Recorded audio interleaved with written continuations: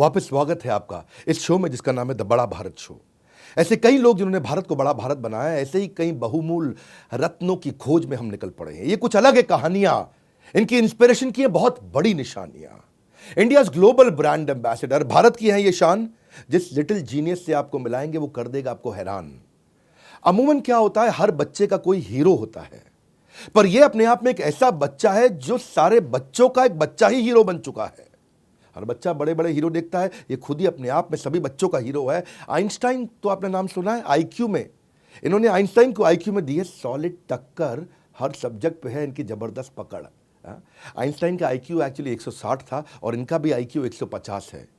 अमूमन average IQ 80 के आसपास रहता है, इसीलिए इनको विश्व के सबसे बुद्धिमान बच्चों की श्रेणी में रखा गया है। कैसे ये अद्भुत बने और ये आपको कैसे इंस्पायर करेंगे to do more, to be more, to achieve more. स्वागत करते हैं आज कौटिल्य पंडित का, the Google boy of India, in the Bada Bharat show. तो स्वागत है आपका कौटिल्य आज द बड़ा भारत शो में।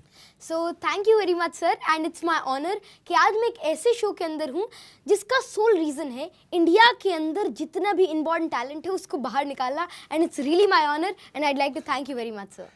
मैंने आपके लिए शुरुआत ही ऐसे करी कि बच्चों के हीरो होते हैं और आप एक बच्चा होते हुए इतना बड़ा हीरो बने। आपके बचपन के मैंने बहुत वीडियोस देखे, बहुत प्यारे वीडियोस थे आपके, और आपको उठा करके कुर्सी पे बिठा देते थे और कुछ ज्योग्राफी के बड़े क्वेश्चंस आप लिया करते थे। तो क्वेश्चन आंसर तो लोगों ने आपके साथ बहुत किए। कौन बनेगा करोड़पति में आके बहुत फेमस हुए, आप इसरो में भी गए और आप अब्दुल कलाम जी से मिले, बहुत सारे आपको अवार्ड्स मिले। सबसे पहले अब्दुल कलाम जी से शुरू करते हैं, उनके साथ मिलने का एक्सपीरियंस कैसा रहा आपका? सर आप कभी भी किसी भी ऐसी पर्सनालिटी से मिलते हो, जैसे आज मैं आपसे मिल रहा हूँ, तो एक ऐसा एक ऑरा होता है उनका, एक ऐसी एनर्जी होती है जो आपको फील होती है और वहाँ से आपको कुछ ऐसा सीखने को मिलता है, क्योंकि उस व्यक्ति ने, उन व्यक्तित्व ने इतनी सारी प्रॉब्लम्स फेस करी, इतना सारा कुछ अचीव करा, इतना ज़्यादा उनके पास एक्सपीरियंस है कि उनसे जितना नॉलेज मिलता है, उनसे आप जितनी देर इंटरैक्ट करते हो उतना ज़्यादा आपको अच्छा लगता है। तो किसी भी ऐसे व्यक्ति से मिलने में तो अलग ही लेवल का मज़ा होता है। और of course doctor APJ Abdul Kalam sir से मिलके तो बहुत ही अच्छा लगा, और वे वैसे मेरे आइडियल भी हैं, and in every point of time it feels really great. इनको देख के लगता नहीं है कि 13-14 साल के हैं, ऐसा फट आंसर देते हैं, बहुत बढ़िया। एक बात बताओ आप कौटिल्य, ये आप इतने इंटेलिजेंट शुरू से ही थे, मतलब ये कैसे हुआ? ये मेरा क्वेश्चन आता है मन में जब मैं सोच रहा था कि आपसे मिलने वाला हूँ। मैं सोचा कि आदमी इंटेलिजेंट जन्म से होता है कि कर्म से होता है? सर देखिए, सभी जितने भी लोग हैं उन सभी के पास एक इनबॉर्न टैलेंट होता है, क्योंकि everything is due to God's grace. भगवान की मर्जी से सब कुछ होता है, and everybody is God gifted. Everybody is God gifted whether they have their particular fields. बस ये मैटर करता है आप उसको थोड़ी सी नरिशिंग कर लो, थोड़ा सा आप अपने आप को जान जाओ, क्योंकि जब तक आप अपने अंदर की क्वालिटी नहीं पहचानते, जब तक आप उसको थोड़ा ग्रेस नहीं करते, जब तक आप उसमें अपनी थोड़ा सा एक्स्ट्रा एफर्ट नहीं डालते, तब तक वो आपका जो रियल टैलेंट आपका है वो आपको बाहर दिखता नहीं है, और जैसे भी आप करते हैं तो आ जाता है। तो ऐसी सिर्फ मेरी बात नहीं, सभी बहुत ही ज़्यादा इंटेलिजेंट होते हैं, and everybody is special and unique. तो मतलब ये हो गया कि भाई टैलेंट जन्म से तो सबके पास है, पर कर्म के लिए आपको थोड़ा नरिशिंग करो, उसको बिल्ड करो, डेवलप करो। तो क्लास में मैं सोचता हूँ, कई बार यार स्कूल में पढ़ते हो, बच्चे वहाँ क्लास में होते हैं, लड़के लड़कियाँ सब देखते हैं यार ये लड़का तो शुरू से इतना जीनियस है। तो मतलब ऐसा भी हुआ है कभी आप फर्स्ट नहीं आए क्लास में, थोड़ा पीछे आए रैंक में? वैसे सच्चाई बताऊं तो मैं आज तक फर्स्ट नहीं आया। Is it? Yes, and there's no problem with it. Though I've given exams of various other levels, and one thing, मतलब अब तो खैर मैं पढ़ाई पे ध्यान देने लग गया हूँ स्कूल की, और अब तो शायद फर्स्ट में कोई दिक्कत नहीं है। लेकिन हाँ, जब 7 तक तो या 6, 7, 8 तक तो पापा मम्मा ने कभी पूछा ही नहीं कि कितने मार्क्स आए हैं, नेवर एवर। आई थिंक आप नॉलेज बिल्ड करते रहे। हाँ सर, क्योंकि मार्क्स का एक सेट सिलेबस होता है, and that doesn't define your inborn intellect, that doesn't define your knowledge, and everything that you can get is from जब आप ज़्यादा चीज़ों को देखते हो, जब आप ज़्यादा चीज़ों को ग्रैस्प करते हो छोटी एज में, तो आपके लाइफ के लिए भी हर तरीके से आपके लिए बहुत ज़्यादा हेल्पफुल होती है। और 6, 7 तक हाँ मार्क्स ठीक ठाक आते थे, बुरे तो कभी भी नहीं आए हैं, लेकिन हाँ फर्स्ट पे कभी ध्यान नहीं दिया और कभी कभी आया हूँ। मेरे को नहीं आपकी बात अच्छी लगी कि स्कूल की पढ़ाई सीमित है और वो सीमित पढ़ाई आपके असीमित टैलेंट को डिफाइन नहीं कर सकती। नहीं सर, जैसे अब तो खैर मैं पढ़ाई के ऊपर, स्कूल की पढ़ाई पर काफ़ी ध्यान देने लग गया हूँ उसके थोड़ा, लेकिन मैंने कभी भी अपने जो अभी भी मैं बाहर की जितनी भी चीज़ें होती हैं उनको कभी भी नहीं छोड़ता, because always I try to learn something more. ये इतने सीरियस हो आप यार? कोई दोस्त भी है आपके? नहीं है सर, आप पूछोगे तो मैं I am one of the most unserious और hyper, not hyper, I am the most unserious kid and I always try to enjoy everything. अभी मैं आपके साथ बात कर रहा हूँ, मैं भी पहले ऐसे नहीं था, अरे सर क्या होगा, I was not like that. मेरे को था अरे विवेक सर से बात होगी, बहुत ही मजा आएगा, तो सीरियसनेस नहीं एक्साइटमेंट के साथ में था. So it's always excitement, never ever seriousness. मैंने देखा अब तो आप now you become a motivational speaker. Sir motivational speaker हमारे करियर को खतरा तो सर नहीं है? नहीं नहीं सर, मोटिवेशनल स्पीकर सर आप कहाँ और सर हम कहाँ, सर आप तो अलग ही हैं सर. एक चीज़ तो कहना चाहूँगा कि मोटिवेशनल स्पीकर तो क्या सर, मेरे को बहुत सारे क्वेश्चंस आते हैं, बहुत सारे मेरे दोस्तों के, बहुत सारे बच्चे हैं, बहुत सारे मेरी उम्र के बच्चे हैं जिनको बहुत सारी प्रॉब्लम्स फेस करने को मिलती है.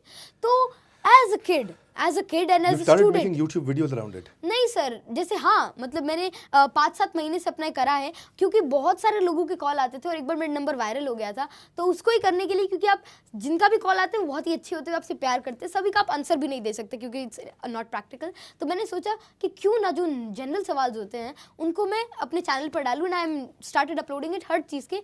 मेरा चैनल है अभी गूगल बॉय कौटिल्य के नाम से. गूगल बॉय कौटिल्य मिल गया, चैनल मिल गया. सब्सक्राइब करो फटाफट, पहले सब्सक्राइब कर लो वीडियो खत्म होने के बाद. तो कौटिल्य, एक बात बताओ यार, कभी दोस्तों से झगड़ा भी होता है या उनको कभी इनसिक्योरिटी हो जाती है, इसको सब मालूम है, या कभी रियल दोस्ती ना हो के फेक दोस्ती भी होती है? आप 9th में हो 10th में भी? सर 10th में. सर तो मैं ये कहना चाहूँगा कि दोस्त जो होता है that is not defined by something like this. और दोस्ती के अंदर कभी ये चीज़ें आती नहीं है, और ना क्योंकि मेरे दोस्त को मेरे से कम कैसे पता हो सकता है, वो तो मेरा दोस्त है. जितने भी आपके फ्रेंड्स होते हैं वो बहुत अच्छे होते हैं, सभी होते हैं. क्लास के अंदर हर कोई यूनिक होता है, उनको जो पता है वो मेरे को नहीं पता है, क्योंकि उनके पास कुछ ऐसा है जो कि बहुत ही ज़्यादा एडवांस है. एक एरिया मुझे लगता है जिसमें आप बहुत बड़ी इंस्पिरेशन है, और मैं आपको बड़ा भारत शो में इसीलिए इनवाइट करके लाया हूँ. आपको इनवाइट यहाँ पे इसीलिए किया है क्योंकि यहाँ वो पर्सनालिटीज ला रहे हैं जो भारत को रियली इंस्पायर कर रहे हैं. One thing which I want you to tell us something about memory. आपका मेमोरी बहुत स्ट्रांग है. हमने शुरू से देखा कि आपको बचपन से 3-4-5 साल के उठा के न्यूज़ चैनल पर बैठा दिया करते थे. मैं कोई रैपिड फायर नहीं खेल रहा आपके साथ, आप बहुत दुनिया के साथ खेल चुके हैं. मैं ये जानना चाहता हूँ, ये मुद्दा ये है कि ये मेमोरी आपकी मजबूत हुई कैसे, और बच्चों को क्या करना चाहिए अपनी मेमोरी को स्ट्रांग करने के लिए? सर देखिए, मैंने एक चीज़ इसके अंदर हमेशा नोटिस करी है कि शुरू से क्योंकि I got a lot of help from my parents, from my दादाजी, पापा जी एंड एवरीबॉडी टीचर्स. मेरे क्वेश्चंस थे, और क्वेश्चंस सभी के पास होते हैं. हर बच्चे, मैंने देखा है, छोटे छोटे बच्चे होते हैं उनके पास ऐसे ऐसे क्वेश्चंस होते हैं कि अगर आप उनको बताने बैठो तो आपको लगेगा कि अरे इनकी जो इमेजिनेशन और क्यूरियोसिटी है ये बहुत ही ज़्यादा है.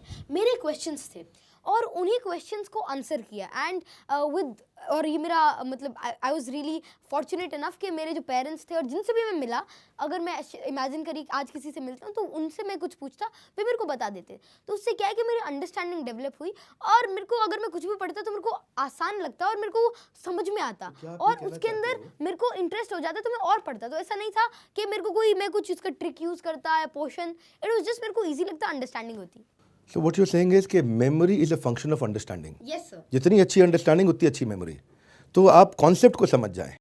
हाँ, मैंने आपका कोई फॉर्मूला भी अभी सुना था रिसेंटली कि आप डिटेल में जाते हैं, उससे पहले आप कॉन्सेप्ट, कॉन्टेक्स्ट, कंटेंट, तो ये मतलब CCD. Yes sir. तो ये मतलब मैंने एक तरीके से सोचा, और मैंने खुद इसको अप्लाई करता हूँ, और मैंने कई जगह से इसको देखा है. इसको मैंने प्रैक्टिकली अप्लाई. क्या होता है CCD? सर देखिए, सबसे पहले अगर हमको कोई चीज़ करनी है, कोई भी चीज़, इट इज़ नॉट डिपेंडेंट कि आप इसको पढ़ाई के वे में या किसी भी चीज़ के में, तो जनरली प्रॉब्लम्स कब आती है. फॉर एग्जांपल आपको कोई हिस्ट्री की कोई चीज़ याद करनी है, कई बच्चों को हिस्ट्री डिफिकल्ट लगती है. उसका रीज़न क्या है, वो डायरेक्ट डेट्स के अंदर घुसते, डायरेक्ट फैक्ट्स के अंदर घुसते, जिनसे मार्क्स आते हैं, उसके अंदर उनको प्रॉब्लम आएगी. लेकिन आपको क्या करना होगा, आपको पहले उसके बेसिक्स समझने होंगे कि क्या क्या वो चीज़ें हैं. उसके बाद उसके अंदर क्या कॉन्सेप्ट अप्लाई हो रहे, क्या वो आपसे कहना चाहते हैं, क्या उसका रीज़न है. आपको ये तो पता हो कि वो क्या है, उसके बाद उसका रीज़न पता हो, और उसके बाद जो डेप्थ है वो तो आता है, आप कितना भी पढ़ लीजिए उतना ही कम है. तो ये कह रहे हैं कि डेप्थ में जाने से पहले आप कॉन्सेप्ट यानी कि कंटेंट और उसका कॉन्टेक्स्ट, इसको अगर आपने पकड़ लिया तो आपको कहानी मिल जाएगी, किस्सा समझ में आ जाएगा, किरदार निकाल लोगे, किस्सा कहानी किरदार. ये मेरा नया फॉर्मूला निकला है. ओके, सो गुड यार, it is inspiring to meet you. आप इसरो भी गए थे बेंगलुरु, कितने साल के थे? सर शायद अभी दो या 3 साल, कोरोना से 1-2 साल पहले की बात है।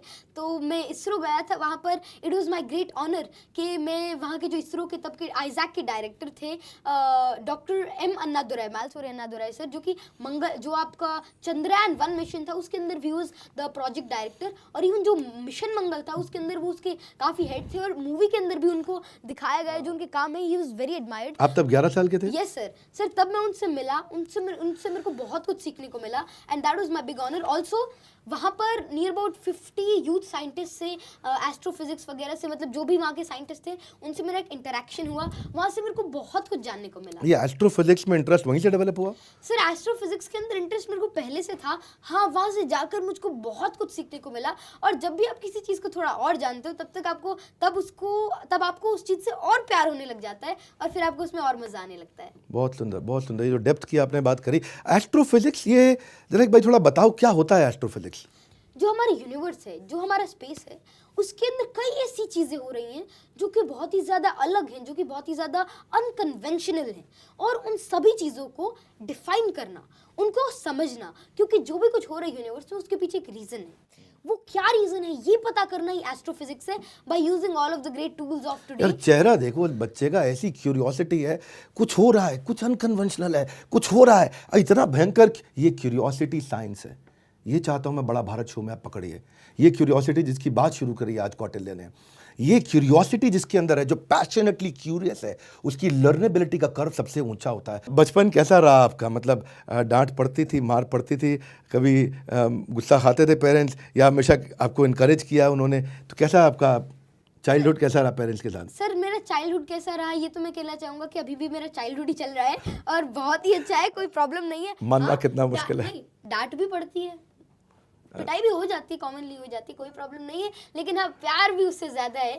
और सबसे बड़ी बात है कि अभी मैं 14 ईयर्स का हूँ, और अभी भी मैं अपने पापा जी के गले लग के सोता हूँ, और मेरे को बहुत ही अच्छा लगता है। तो ऐसी कोई बात नहीं है। हाँ, अगर आप कुछ गलत करते हो, अगर आप थोड़ा वो, तो थोड़ी बहुत डांट या समझनी तो ज़रूरी है, क्योंकि आजकल के बच्चों को डांट मार नहीं पड़ती, आपको क्या लगता है पढ़नी चाहिए कि नहीं? सर देखिए, आपको बच्चों को ये नहीं पता होता, या फिर किसी को भी जो जनरल आजकल का है, कि उनके वेल विशर्स कौन है। पेरेंट्स बहुत ही बड़े वेल विशर्स होते हैं, उनके सपने आपके लिए, हाँ, वे आपके लिए सबसे अच्छा चाहते हैं। अगर इमेजिन करिए आपको कुछ और बने और वे आपको कुछ और कहते हैं, तो हाँ, वो आपकी बात को डिफाइन नहीं करते, लेकिन वो आपके लिए बेस्ट चाहते हैं। हाँ, आप उसके अंदर अच्छे हो नहीं, वो अलग बात है।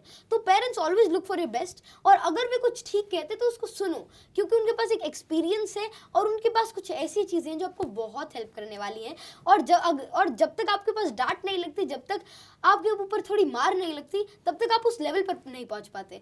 क्योंकि अगर किसी पत्थर को मूर्ति बनने के लिए बहुत ज़्यादा घिसाई की ज़रूरत होती है, बहुत ज़्यादा मार की ज़रूरत होती है, और वही पेरेंट्स करते हैं, और वही कोई भी टीचर, आप जैसी कोई भी इतने अच्छे व्यक्ति जो सभी को इंस्पायर करते हैं, कोई इंस्पिरेशनल पर्सन, कोई टीचर यही काम करते हैं। वे आपके ऊपर थोड़ी थोड़ी आपको कार्व करते हैं, उसमें भले आपको चोट आ सकती है, भले आपको दिक्कत होगी उसको अप्लाई करने में, लेकिन एंड में जाके वो आपके लिए हमेशा बहुत ही अच्छा रहेगा। इतने संस्कार हैं आप में, इतने संस्कार हैं, कहाँ से इतने संस्कार आ गए भाई? ये तो अनबिलीवेबल। एक बात पूछना चाहता हूँ आपसे। जी सर। संस्कार इतने हैं, पढ़ाई में भी अच्छे हो, नंबर भी अच्छे आ रहे हैं, कभी चीटिंग करी है आपने? सर चीटिंग तो शायद करी नहीं है अब तक, ऐसा तो लगता है, क्योंकि चीटिंग ये चीज़ होती है, चीटिंग आप किससे कर रहे हैं, वो आपको पता होना चाहिए। अगर आप चीटिंग खुद से कर रहे हैं तो खुद से क्यों चीटिंग कर रहे हो, पहली बात तो ये है।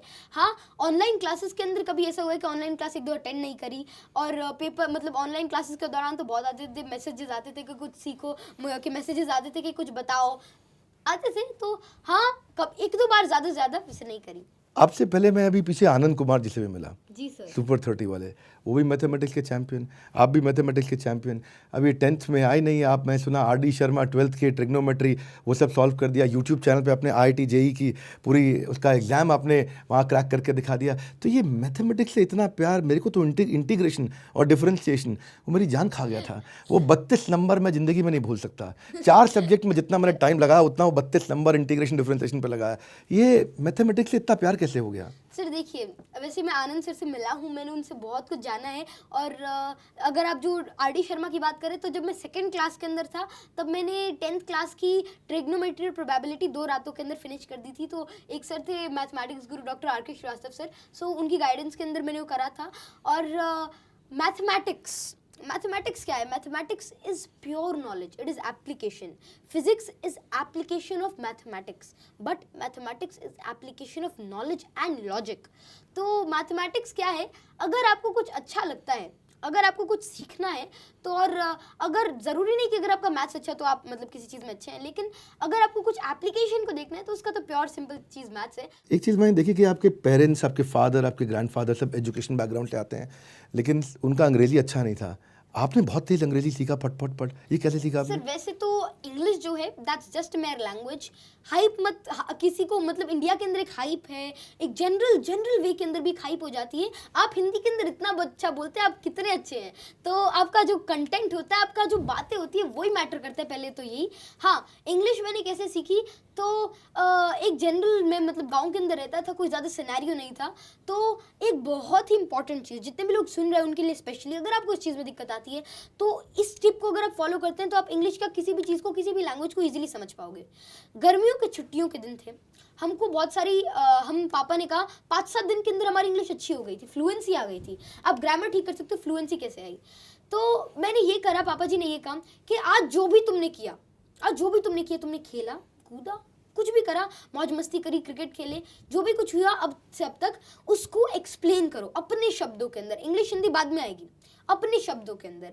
फिर क्या होगा? आप एक्सप्रेस करना आ गया आपको. सबसे बड़ी बात है, आप अपने आप को एक्सप्रेस कर लीजिए, उसके बाद लैंग्वेज तो आपकी चेंज हो जाएगी. ऐसे ऐसे धीरे धीरे कुछ दिक्कतें आई, ग्रामेटिकल एरर्स आई, कोई बहुत सारी प्रॉब्लम्स आई, उनको इग्नोर करो, वो धीरे धीरे टाइम के साथ ठीक हो जाएंगी. लेकिन जो आपकी स्पीच ऑफ एक्सप्रेशन है, बोलने की जो अपने आप को एक्सप्रेस करने का जो तरीका है, अगर आपके पास वो आ जाता है तो सारी चीज़ें ईजिली हो जाती हैं. फिर उसके बाद उसी को इंग्लिश में कन्वर्ट कर दिया. शुरू में एरर्स आई, प्रॉब्लम्स हुई, थोड़ा गलत प्रोनाउंसिएशन, उसको इग्नोर करो, धीरे धीरे टाइम के साथ हो जाएगी. लेकिन आप पहले बोल दिया तो सब कुछ हो जाएगा.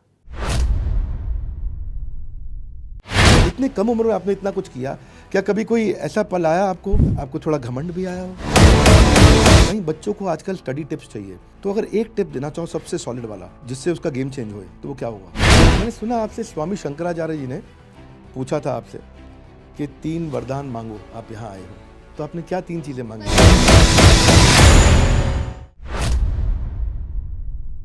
मैंने सुना है आपको हनुमान चालीसा, भगवत गीता, और आप एक स्वामी शंकराचार्य के पास भी गए, वहाँ भी आप गाइडेंस ट्रेनिंग लेकर के आए. तो आपको क्या लगता है ये वैदिक ज्ञान और हमारी मॉडर्न साइंस और हमारी वैदिक साइंस, इनके बीच में कोई सामंजस्य है क्या? सर मैं यही कहना चाहूँगा इस बात पे तो कि जो हमारी एंशियंट साइंसेस हैं, स्पेशली अगर मैं वेदों के बारे में बात करूँ, तो वहाँ पर जो एप्लीकेशंस हैं, क्या वेद पढ़ पाए अभी तक? कुछ वेद पढ़े आपने? नहीं, वेद तो अभी पढ़ने हैं, वो तो अल्टीमेट गोल है लाइफ का, और अभी तक उतनी हिम्मत नहीं, क्योंकि वेद इतनी बड़ी चीज़ है, उनको पढ़ने के लिए पहले एक इनिशियल नॉलेज करूँगा, क्योंकि वेद तो. पर भगवत गीता पढ़ी है आपने? ये भगवत गीता तो आपको याद भी है? हाँ, कुछ पार्ट उसका याद है, भगवत गीता जी का कुछ पार्ट मेरे को याद है. तो यही इस बात में तो है कि वैदिक साइंस बहुत ही ज़्यादा प्योर है, पायस है. उसको समझने के लिए हमको एक लेवल पर जाना होगा, और अगर हम करते हैं तो Vedic is very very very hi tech sciences. अगर आप कहीं पर देखिए तो हमारी एंशियंट साइंस के अंदर, हनुमान चालीसा के अंदर भी सन तक का डिस्टेंस गिवन है कि जुग सहस्त्र जोजन पर भानु, लीलियो ताहि मधुर फल जानु. तो जुग सहस्त्र जोजन, तो इस वे के अंदर हमारा नियर अबाउट जो हमारी सन का कैलकुलेशन है वो किया गया है. ऐसी बहुत सारी चीज़ें हैं. एक तीर से 10-10 तीरें निकलती है, एक मिसाइल से 10-10 मिसाइल निकलती हैं. वो कुछ थोड़ा सा घुमा फिरा के थोड़े से अलग वे के अंदर वो रिप्रेजेंटेड है. अगर हम उसको वैसे समझते हैं तो ऐसे है. हाँ, जितने भी एंशिएंट स्क्रिप्चर्स होते हैं वो बहुत ही ज़्यादा पायस होते हैं. हमारी की तो बात ही अलग है, लेकिन हर उसके अंदर, ऐसे मैं सभी के लिए कहना चाहूँगा, जिसके अगर आप जो एल्जेब्रा है दैट इज़ गिवन बाय अरेबिक्स, तो उनका भी बहुत बड़ा रोल है, सभी का रोल है. हाँ, वैदिक साइंस क्योंकि सबसे ज़्यादा पुरानी है, इसलिए उसकी जो वैरायटी वो सबसे ज़्यादा है. लवली यार, लवली. हाँ, क्या बहुत स्पीड से बोलते हैं यार ये. मेरे को लगता है ये ही इज अ कंटेंटप्रेन्योर आल्सो. आपके अंदर से कंटेंट ऐसा निकलता है, इतना बढ़िया बढ़िया. तो आपने जो हनुमान चालीसा से भी बताया, और आप काफ़ी कविताएं भी पढ़ते रहे. भगवत गीता में आपको कोई श्लोक इंस्पायर करता है? जी सर, भगवत गीता के अंदर जो 15वां अध्याय है, उसका एक श्लोक है कि ऊर्ध्वमूलम अधः शाखम अश्वत्थम प्राहुरव्यम छंदांसि यस्य पर्णानि यस्तम वेद स वेदवित्. ये 15वां अध्याय शुरू होता है यहाँ हाँ, से. जो इसका पहला श्लोक है, तो इसका मतलब ये होता है, defines what is universe, it defines what is knowledge. तो ये श्लोक मेरे को बहुत ही अच्छा लगता है, और इसको मेरे मेरे गुरुजी हैं, गुरुजी क्या कहूँ, मेरे एवरीथिंग इज ऑफ माइंड, सो स्वामी श्री अविमुक्तेश्वर आनंद सरस्वती जी महाराज, तो वे मेरे आध्यात्मिक गुरु हैं। तो उन्होंने मेरे को इसका मतलब समझाया था, और जैसे ही मैंने उसको समझा, जैसे ही मैंने उसको सुना, तब से इसके ऊपर एक अलग सी वो बैठ गई, क्योंकि of course that is my field. और उसको रिलेशन के अंदर एक one of the best veg के अंदर इसको समझाया है कि क्या यूनिवर्स है, और दैट डेफिनेशन ऑलवेज स्ट्राइक्स मी। ये आपका इतना अमेजिंग फोकस है, कभी डिस्ट्रैक्टेड नहीं लगते आप। मैं आपको बात करते करते आपके कैरेक्टर को, आपकी पर्सनालिटी को समझ रहा हूँ कि अगर मैं डिफाइन कर सकूँ कि एक बच्चे के लिए क्या क्या चीज़ें इंस्पिरेशन निकल सकती हैं इससे। वीडियो बहुत काम का रहने वाला है आपके लिए, कि क्या क्या चीज़ें इसमें से, इतने कम उम्र में आपने इतना कुछ किया। क्या कभी कोई ऐसा पल आया आपको कि आपको थोड़ा घमंड भी आया हो, यार अब तो सर देखिए, सर घमंड आना होता है, लेकिन मेरे को पता है कि घमंड आए नहीं, क्योंकि मेरे पापा, मेरे ऊपर मेरे मम्मा पापा हैं या दादाजी वगैरह हैं। घमंड आएगा तो थप्पड़ आ जाएगा, कोई प्रॉब्लम नहीं है। तो उसके बाद तो मैं सेफ हूँ, मेरे को कोई टेंशन नहीं है उसकी। आए भी गा तो ठीक हो जाएगा, मेरे को उसकी कोई टेंशन नहीं है, क्योंकि घमंड आएगा तो प्रॉब्लम्स आएंगी, लेकिन अभी मेरे को उसकी कोई टेंशन नहीं, क्योंकि ऊपर है, ऊपर वाला सब ठीक कर देगा। तो ये है, और बचपन से ही घमंड के ऊपर तो काफ़ी कुछ बताया है। एक कविता है, एक कविता का एक अंश है कि रावण हो या दुर्योधन हो, रावण हो या दुर्योधन हो, हिटलर हो या मुसोलिनी, उसका मान मिला मिट्टी में जिसको भी अभिमान हो गया। तो जब रावण जैसे व्यक्तित्व को अभिमान की वजह से ऐसा हाल हो सकता है, तो हम क्या हैं? इतनी विनम्रता आई कहाँ से? इसका क्या चक्कर क्या है? मतलब आप कैसे इतने हम्बल हो गए? हम्बल एक चीज़ तो है कि जितना ज़्यादा पढ़ते हैं उतना ज़्यादा हम्बल होते हैं, और अभी हम्बलनेस तो मेरी कुछ भी नहीं है, क्योंकि मैंने देखा है, जब मैं doctor APJ Abdul Kalam sir से मिला, तब मैंने उनके हम्बलनेस को ऑब्जर्व किया, और वो हम्बलनेस शायद ही, मतलब मैंने लोगों के अंदर ऑब्जर्व करी, लेकिन बहुत रेयरली, क्योंकि उनके पास एक ऐसा नॉलेज है, उन्होंने हर फील्ड के अंदर पढ़ा है, सिर्फ साइंस वगैरह के अंदर नहीं, उन्होंने लाइफ को समझा है।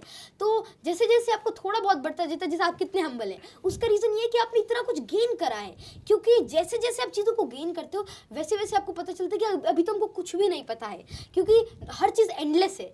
तो जैसे जैसे अगर आप एक कुएं के अंदर हो और उसके मेंढक हो, तो आपको लगता है कि अरे मेरे को तो बहुत अच्छा कुछ आता है, आप अपने तुरम खान बने रहते हो। लेकिन जैसे ही आप आउटर वर्ल्ड को ऑब्जर्व करते हो, थोड़ा सीखते हो, तब आपको रियलिटी का पता चलता है। और ये जितनी सबसे बड़ी बात है कि जितना ज़्यादा कोई गेन करेगा, उतना ज़्यादा वो हम्बल होगा, क्योंकि उसको पता है कि अभी बहुत कुछ अचीव करना बाकी है। माय गॉड, ये कहाँ से आ गया यार? ये हमारे सेशन में अनइमेजिनेबल। एक मिडिल क्लास जो लोग होते हैं, आप तो इस सब माता पिता को टेंशन में डाल दोगे यार। वो बेचारे जो माँ बाप देख रहे होंगे, वो तो अपने बच्चे को लेके चप्पल मारेंगे, देख उसको, देख। तो ये क्या आपको लगता है आप आजू बाजू के बच्चों के जीवन में प्रेशर क्रिएट कर देते हो? नहीं, जो भी ऐसा सोच रहे हो, प्लीज भैया टेंशन नहीं लेने की बात है, ऐसा नहीं है। एक चीज़ तो है, देखिए, सभी गलतियाँ करते हैं, सभी शरारत करते हैं, मैं करता हूँ, कोई प्रॉब्लम नहीं है। आपको क्या है, आप अपने आप को थोड़ा सा सीख लो। और आई am not a ideal case, nobody is ideal, दो देयर आर सम पीपल। अगर आप उनको देखिए, अगर आप राम जी के जीवन को देखिए, भगवान श्री राम के जीवन को देखते, तो वो आइडियल केस है, और उनको देखो तब आपको लगता है। तो अगर हम ऐसे देखें, तो जो भी कोई रामचरितमानस पढ़ता है, तो उनको लगना चाहिए कि नहीं, लेकिन हाँ, सभी अलग होते हैं, सभी कोई किसी फील्ड में अच्छा, कोई किसी में, किसी का नेचर वैसा। आपको बस ये करना है, अगर आप ठीक पाथ के अंदर हैं, अगर आप अभी तक आपके अंदर ज़्यादा प्रॉब्लम्स नहीं है, तो आप अच्छे हैं, कोई प्रॉब्लम नहीं है। आपको किसी से कंपेयर नहीं होना है। आपको ये नहीं देखना कि अगर मैं ऐसे बोल रहा हूँ, अगर आप इतने अच्छे स्पीकर हैं और अगर कोई नहीं है, तो उसको टेंशन लेने की बात नहीं है। आप उनसे इंस्पायर होइए, आप सर से इंस्पायर होइए, आप किसी से इंस्पायर होइए, लेकिन आप कंपेयर मत कीजिए, क्योंकि आप उनसे बहुत बड़े भी हो सकते हैं किसी और फील्ड के अंदर। बहुत खूब, बहुत खूब, आपके लिए बनाया, बहुत खूब, जबरदस्त। कंपेयर, कंप्लेन, क्रिटिसाइज नहीं करने का है, आपको रिकग्नाइज, रिफॉर्म, रेक्टिफाई करना है। देखो आप किस में अच्छे हो और उसमें आगे बढ़ना है। क्या मतलब इतना अमेजिंग नॉलेज। मुझे नहीं लगता ये 14 साल का, 114 साल से ज़्यादा का लगता है मेरे को। तो कौटिल्य, बचपन से ही आपने स्टैंडर्ड इतना अपना हाई कर लिया। 3 साल, 4 साल, 5 साल वो आकर के टेलीविज़न पे पहले अमिताभ बच्चन जी के साथ में, और इधर उधर सब, तो सबकी आपसे एक्सपेक्टेशन, ये कौटिल्य है भाई, ये तो कौटिल्य है। अच्छा, इतना ग्लैमर भी हो गया, स्टारडम भी हो गया, तो आपको नहीं लगा यार ये इसके बिना वाली लाइफ तो मैं देख ही नहीं पाया, मतलब यार मेरी लाइफ सिंपल नहीं रह गई, और मेरे से इतना एक्सपेक्ट करते हैं, तो प्रेशर भी होता है। सर मेरी लाइफ कहाँ सिंपल नहीं है सर। मैं तो देखिए आपको कई सारी चीज़ें, इसको मैं ऐसे नहीं ले रहा, I am not taking this in this way, क्योंकि हर चीज़ के दो पहलू होते हैं। Like there are two faces of a coin. मैं ऐसे देख रहा हूँ कि उसकी वजह से आज मेरे को ये इतना बड़ा ऑनर है कि मैं आपसे बात करने को मिल रहा है, मेरे को आपसे इतना कुछ सीखने को मिल रहा है, तो मैं उस वे के अंदर देखता हूँ। और हाँ, अगर बात प्रेशर वगैरह की आती है तो प्रेशर बिल्कुल भी नहीं है, क्योंकि I always adjust my self, कोई प्रॉब्लम नहीं है। जैसे कि लॉकडाउन के पहले 2 महीने मैंने बुक का एक भी पेज खोल के नहीं देखा। No problem. मैंने पापा जी के साथ सुबह से शाम तक क्रिकेट खेली और रात को मजे करके रात तक 2-2 बजे तक टीवी देख के सोए, कोई प्रॉब्लम नहीं, फुल एंजॉय किया, अलग अलग चीजें करी। फिल्में देखते हो आप? हाँ, पापा जी के साथ रात को देखते हैं। कौन सी फिल्म पसंद है आपको, किसकी? मेरे को जैसे जो मेरे फेवरेट एक्टर है ही Salman Khan, but I like a lot of films and I have a lot of films in my bunch, तो मेरे को कई सारी अच्छी लगती है। तो उसके बाद मैंने क्या करा, मैंने 1 हफ्ते के अंदर अपनी 9th और 10th की साइंस कंप्लीट कर दी। मैंने हिस्ट्री, इंडियन हिस्ट्री का एक बार बेसिक पूरा 1 दिन के अंदर ले लिया। तो ऐसे मैं ये देखता हूँ कि बहुत फोकस के साथ बैठते जब भी मैं पढ़ता हूँ तब मैं पूरी जान लगा के पढ़ता हूँ। I always do something whole heartedly. I never कि मैं मतलब आपका ध्यान कहीं और आ रहा है और अगर आप पढ़ कुछ और रहे हो कई दिनों से। ये बहुत बड़ा लेसन है। जब खेल रहे हैं तो जान लगा के खेलो, और जब पढ़ रहे हैं तो पूरी जान लगा करके पढ़ो। शायद पूरे लॉकडाउन में मेरी कोई अच्छी सीटिंग नहीं थी, मैं ज़्यादा देर पढ़ता नहीं था, और अभी भी कुछ दिन पहले तक मैं इतना ज़्यादा नहीं पढ़ता था, लेकिन अभी मेरे को कुछ अब लगता है कि अब मैं कुछ और ज़्यादा अच्छा करूँ, तो मैं पिछले 2 दिन से 5:30 बजे तक पढ़ता हूँ, शाम को, सुबह तक। हाँ, सारी रात। हाँ, तो क्योंकि मज़ा आ गया, जस्ट द रीज़न। और ज़रूरी नहीं है कि ये आप करो, क्योंकि आपका वर्क क्लॉक, आपका हर चीज़ डिफरेंट होगा। तो जब आपका मन करे, जब आपको पढ़ना है, तब आप पूरी जी जान लगा के पढ़ो। और कॉन्टिन्यूटी, किसी भी चीज़ में कॉन्टिन्यूटी को मत छोड़ना। अगर आप कर रहे हो तो भले आप इसका टाइम स्लॉट चेंज कर दो, थोड़ा सा कम कर दो, लेकिन इसको कभी छोड़ो मत। तो कॉन्टिन्यूटी के साथ मैं कर रहा हूँ, तो अभी I am aiming to do it for long time. तो यही है कि जब तक आप कर रहे हो। रुको, 2 चीज़ें मैंने पकड़ी। एक आपने बताया कि जी जान लगा के पढ़ो जब पढ़ रहे हो, और दूसरा आपने बताया कॉन्टिन्यूटी के साथ, यानी कि कंसिस्टेंसी से पढ़ो। ये टॉपिक चल ही रहा है तो मैं इसी को एक्सटेंड करता हूँ। कहीं बच्चों को आजकल स्टडी टिप्स चाहिए, एग्जाम्स भी आने वाले हैं, सब है, तो अगर एक टिप देना चाहो सबसे सॉलिड वाला, जिससे उसका गेम चेंज होए, तो वो क्या होगा? देखिए, जब भी आप किसी चीज़ को पढ़ते हैं, जब भी, तब आप क्या करो, जो मेरे को पढ़ना है उसको एक बार लिख लो। ये बहुत ही ज़्यादा इतना अच्छा तरीका है, अगर आप इसको फॉलो करते हो तो आपको बहुत हेल्प मिलने वाली है। जो भी आप टॉपिक पढ़ रहे हो उसको लिख लो, उसके सारे सब टॉपिक्स लिख दो, 4-5 सब टॉपिक होते हैं, उसके अंदर आपके जो गोल है वो लिख लो। तो आपके एक शॉर्ट गोल्स बना लिए, उन गोल्स को आप सिंपली फॉलो अप करिए और शॉर्ट गोल्स बनाइए। जैसे जैसे आप शॉर्ट गोल्स बनाते हैं वैसे वैसे जब भी वो कंप्लीट होते हैं तो आपका कॉन्फिडेंस बूस्टअप होता है। उसके बाद आपको क्या करना है, पढ़ते टाइम आपको उसका कॉन्सेप्ट एक बार समझ लो, सीसीडी वाली ट्रिक अप्लाई कर लो, कोई प्रॉब्लम नहीं आनी। क्योंकि जो बेसिक है ना हर चीज़ का, वो यही है कि आप उस चीज़ को समझ लो। क्योंकि नॉलेज पढ़ना, उसका एक रीज़न है समझना। नॉलेज हमारे सामने क्यों है इतना सारा, क्योंकि हम उसको समझ सकते हैं, हमको उसका रीज़न रटना नहीं है। तो अगर यही बेसिक है, उसको समझो, वो वाली ट्रिक अप्लाई करो, थोड़ी बहुत ऐसी चीज़ें करो, आपको कोई भी एग्जाम मुश्किल नहीं होने वाला। बहुत बढ़िया गेम चेंज किया है आपने, मज़ा आ गया। मेरे को उनका पर्सनालिटी समझ में आ गया। ये पूरा पिक्चर में देखते हैं एक बार, मैं पूरा कॉन्सेप्ट थोड़ा जूम आउट करके पूरा पिक्चर ड्रॉ कर लिया, कॉन्सेप्ट समझ लिया, पिक्चर को समझ लिया, उसके बाद अंदर डेप्थ में जाना होता है। वही है इनका सीसीडी। ये वाला सेक्शन ना काट करके वीडियो का सबको पहुंचा दो भैया। ये बड़ी काम की चीज़ बता गई कौटिल्य, जिसने इसको आज दुनिया का सबसे इंटेलिजेंट बच्चा बनाया है। इसने इनका IQ आज आइंस्टाइन के बराबर लाया। वो वाली ट्रिक मिल गई आपको, वेरी वैल्यूएबल। अच्छा लगा। सी आप एक ब्रिलियंस के, एक एजुकेशन और स्पोर्ट्स के, खेलने के, मस्ती करने के एक बड़ा अच्छा बैलेंस्ड एग्जाम्पल है। तो आपका स्टूडेंट लाइफ, स्टडी लाइफ और स्पोर्ट्स लाइफ, मुझे सब कुछ नज़र आ रहा है। तो इसको करते कैसे हो? जब आप एक चीज़ में बहुत घुल जाते हो तो फिर वापस कैसे आते हो उससे? मतलब मेरा क्वेश्चन आपका डे शेड्यूल को लेकर के है। क्या एक इंटेलिजेंट बच्चे का डे कुछ अलग शेड्यूल होता है क्या? सर, मैं पूरे दिन खेल सकता हूँ, मैं पूरे दिन पढ़ सकता हूँ। इसका रीज़न ये कि जो भी मैं करता हूँ मैं पूरे मन से करता हूँ, बस यही रीज़न है। फिर इंटेलिजेंट बच्चे का शेड्यूल क्यों अलग होगा? हम अलग थोड़ी ना, हम सभी वैसे ही हैं, एक जैसे हैं। बस अगर कोई इंटेलिजेंट है, अगर किसी का उसमें मन लगता है तो उसको थोड़ा ज्यादा एक्सटेंड करते हैं। मेरी एक और परेशानी है जी सर, अभी आपकी उम्र के बच्चे वीडियो गेम में लग गए हैं। ये मेरे साथ यहाँ कैमरामैन पीछे खड़ा था, ये पगला गया, इतना वीडियो गेम खेलता है। और ये वीडियो गेम में इतना ज़्यादा घुस गए हैं कि पूरी जान लगा देते हैं उसके अंदर। अच्छा, वो भी आपकी तरह पूरी जान लगा रहे हैं, और इतनी जान लगा दिया वीडियो गेम में कि जितना तनख्वाह लेता है उसमें अंदर कूपन खरीदने के लिए, सब खरीदने के लिए उसी में खर्च कर देता है। तो इनका क्या किया जाए? सर देखिए, अब मैं 14 साल का हूँ, ना मेरे पास फ़ोन है, ना मैं कोई वीडियो गेम खेलता हूँ। नहीं, कोई भी नहीं। फ़ोन भी नहीं है? फ़ोन नहीं है। तो एक सिंपल सी बात है, देखिए एक सिंपल सी, स्पेशली फॉर पेरेंट्स, और ये मेरे पापा जी भी कहते हैं और ये मेरे को बहुत ही अच्छी लगी बात।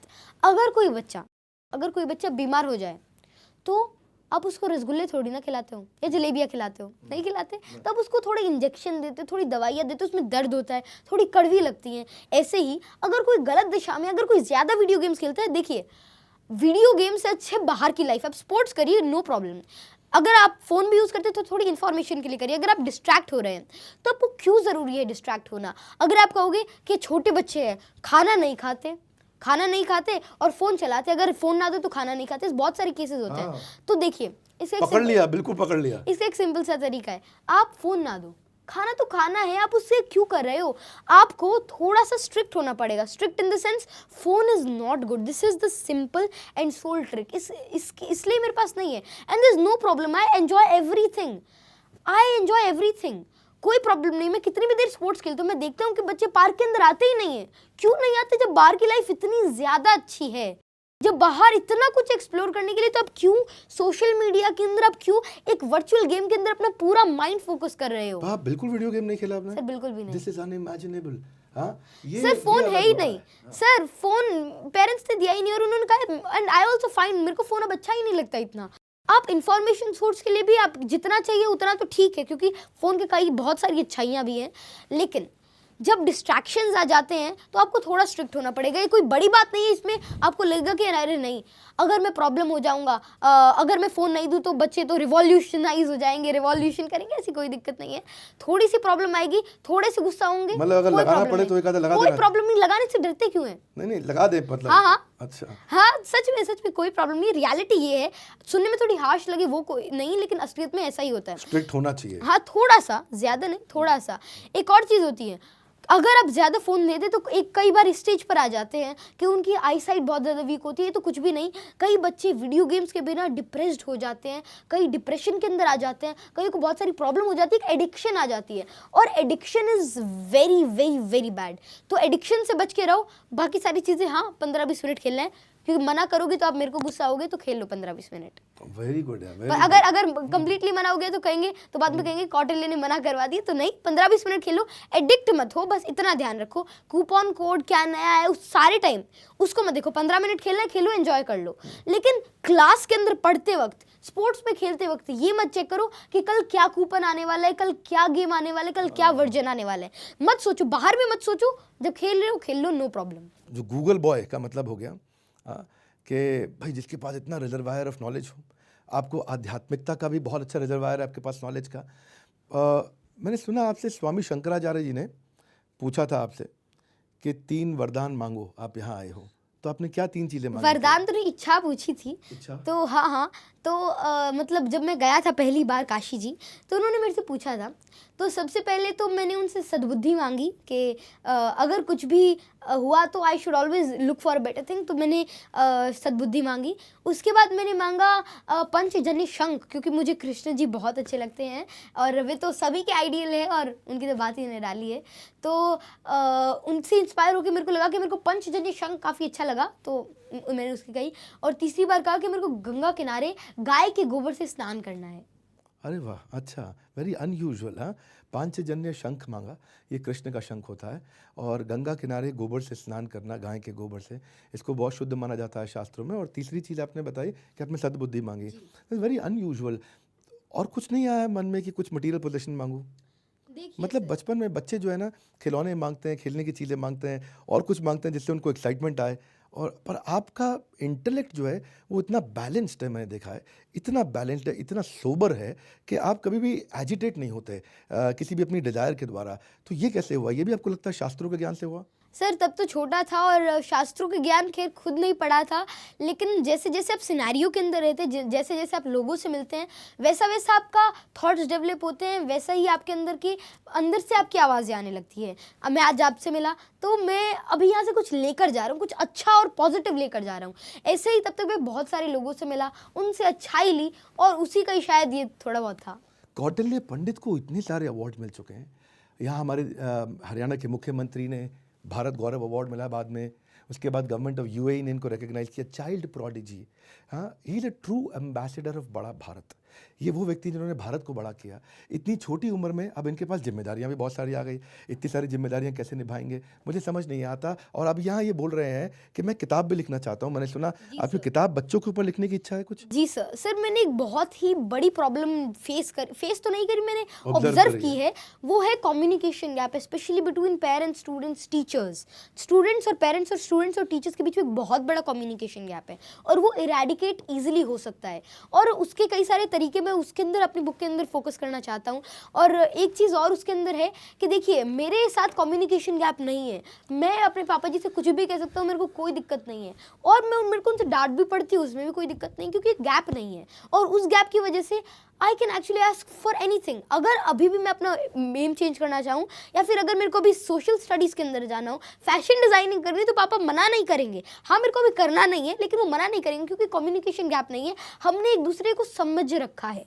ओके, तो उसी कम्युनिकेशन गैप को इरेडिकेट करने की मैंने सोची है और उसके ही रिगार्डिंग मैं अपनी बुक लिखने वाला हूँ। शुरू कर दी किताब लिखना? हाँ, और मैं शायद इसको बहुत जल्द, क्योंकि अब मैं काफ़ी फ्री हो गया हूँ, बहुत जल्द मैं इसको लॉन्च करूँगा। और उसका अभी मैंने टाइटल सोचा है कि Gen Z not equal to Gen x.